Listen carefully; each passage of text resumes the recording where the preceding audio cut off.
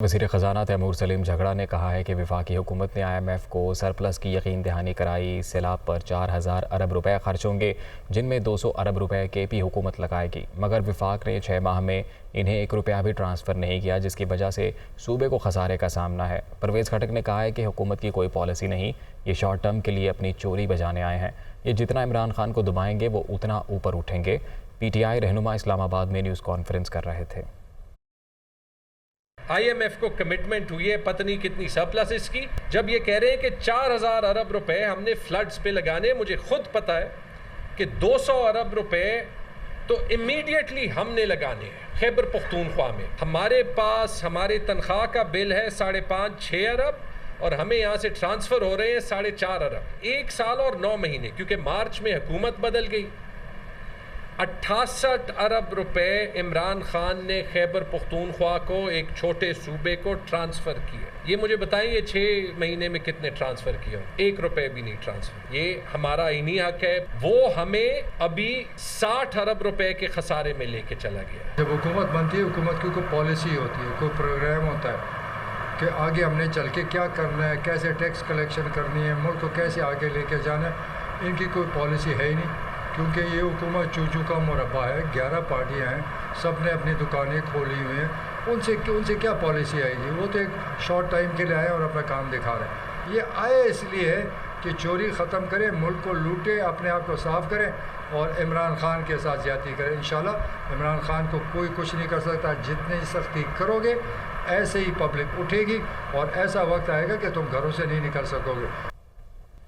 खालिस्तान आज़ादी की तहरीक कनाडा पहुँच गई। UK यूरोप के बाद कनाडा टोरंटो में भी इतवार के रोज़ रेफरेंडम का इनेकाद होगा, जिसमें हज़ारों सिख अपना हक़ राय दही इस्तेमाल करेंगे। मज़ीद तफसीलात बता रहे हैं head of international news operations Azhar Javed. Toronto Darul हुकूमत है कनाडा का और कनाडा में होने जा रहा है खालिस्तान रेफरेंडम का इनेकाद। इतवार के दिन ये रेफरेंडम होगा और इसका जो ये इनेकाद है वो सिख फॉर जस्टिस तंजीम कर रही है। लेकिन इस वक्त एक अहम तंजीम कौंसल ऑफ खालिस्तान के जो सदर हैं, चेयरमैन हैं, जनाब बख्शी सिंह संधू साहब हमारे साथ मौजूद हैं। उनसे बात करते हैं मकसद क्या है इस रेफरेंडम का और क्यों होने जा रहा है।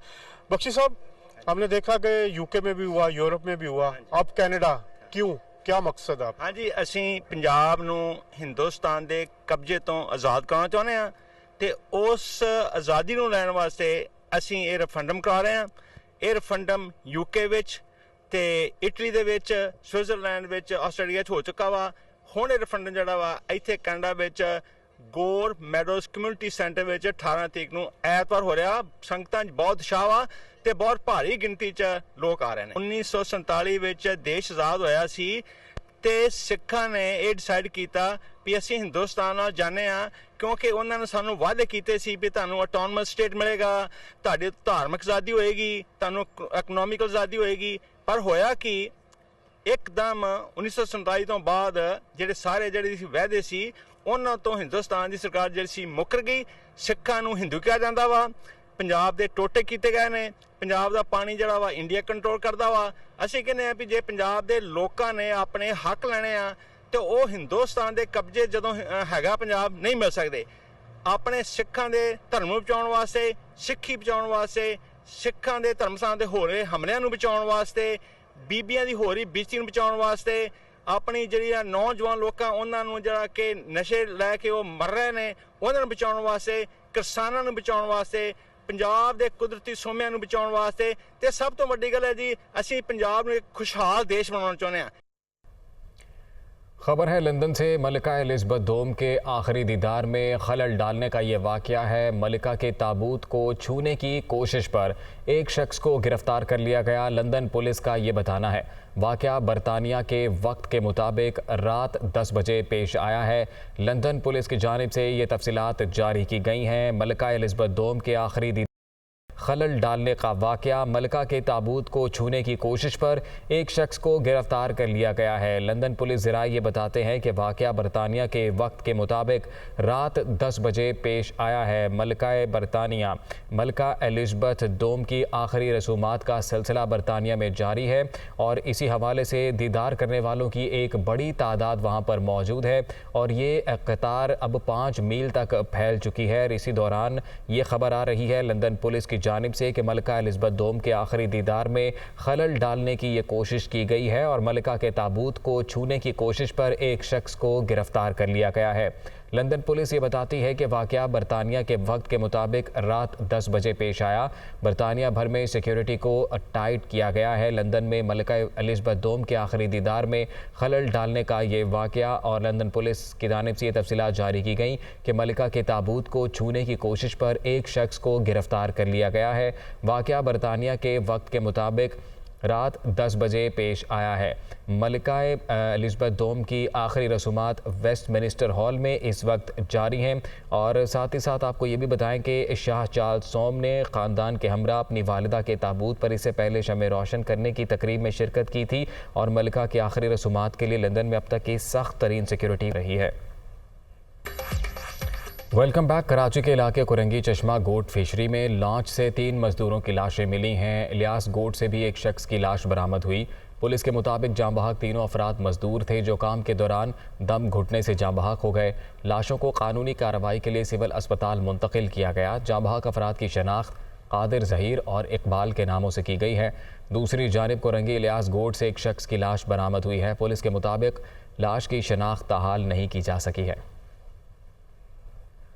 حضرت امام حسین رضی اللہ تعالیٰ عنہ کے چہلم کے موقع پر پنجاب حکومت نے صوبے بھر میں دفعہ 144 نافذ کر دی۔ پنجاب بھر میں 3 روز 16 ستمبر سے 18 ستمبر تک دفعہ 144 نافذ رہے گی۔ اس موقع پر پنجاب بھر میں ڈبل سواری پر پابندی عائد کر دی گئی ہے جبکہ صوبے بھر میں اسلحے کی نمائش پر بھی پابندی عائد ہوگی۔ وزیر داخلہ رانا ثناءاللہ نے کہا ہے کہ چہلم حضرت امام حسین کے موقع پر پاک فوج سول انتظامیہ کی مدد کے لیے سیکیورٹی کے فرائض انجام دے گی۔ وزیر داخلہ نے کہا ہے کہ وفاقی حکومت نے آرٹیکل 245 کے تحت پاک فوج کی خدمات کی منظوری دی۔ امن و امان برقرار رکھنے کے لیے تمام فورسز کا استعمال کیا جائے گا۔ سیکیورٹی صورتحال مانیٹر کرنے کے لیے وزارت داخلہ میں سینٹرل کنٹرول روم قائم کر دیا گیا۔ سینٹرل کنٹرول روم سے جلوسوں سیکیورٹی معاملات کو مانیٹر کیا جائے گا۔ جلوس کے راستوں امام بارگاہوں کی سیکیورٹی کے لیے اقدامات کیے جائیں گے۔ حیدرآباد ریجن پولیس کے زیر اہتمام چلنے والے سیلاب متاثرین کی خیمہ بستی تمبو گوٹ جام شوروں میں بچوں کے لیے ٹینٹ سکول کا آغاز کر دیا گیا۔ گلشن شہباز جام شوروں میں بنائے گئے تمبو گوٹ کے خصوصی خیمے میں بنائے گئے سکول میں بچوں کو بنیادی تعلیم دی جا رہی ہے۔ حیدرآباد پولیس ریجن اور ڈویژنل انتظامیہ ٹینٹ سکول میں بچوں کو کتب اور دیگر تعلیمی مواد فراہم کر رہی ہے۔ ٹینٹ ویلیج سکول میں رضاکار اساتذہ بچوں کو زیور تعلیم سے آراستہ کرنے میں مصروف ہیں۔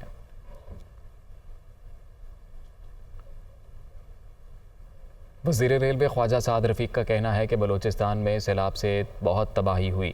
30 ستمبر تک کوئٹہ سے تفتان تک ٹرین آپریشن بحال کر دیں گے۔ دعا ہے مزید بارشیں نہ ہوں اور سیلاب متاثرین اپنے گھروں کو واپس لوٹ جائیں۔